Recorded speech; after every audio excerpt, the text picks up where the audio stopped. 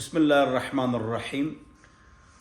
آپ تمام حضرات سے گزارش ہے کہ نماز میں سستی نہ فرمائیں۔ قبر میں بھی نماز ہی پر پٹائی ہے۔ میرے پیاروں، دن رات ہم والدین اور بیوی بچوں کے لیے محنت کرتے ہیں۔ ہمارے انتقال کے 6 مہینے کے بعد یہ سارے ڈرامے فلمیں دیکھیں گے، ہم اکیلے قبر میں ہوں گے۔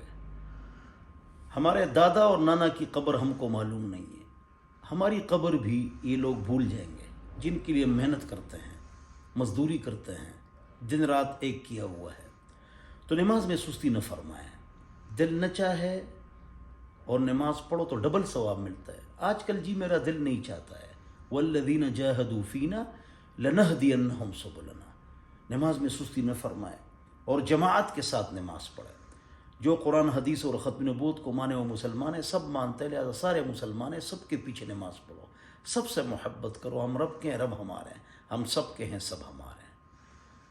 سب سے پہلے آخرت میں بھی نماز کے متعلق سوال ہوگا، لہذا آپ حضرات اپنی اولاد کو بھی نماز کا حکم دے۔ پاک نبی کا پاک ارشاد ہے، جب وہ 7 سال کے ہو جائے، 10 سال کے ہو جائے، وہ نماز نہ پڑھیں تو ان کو مارو۔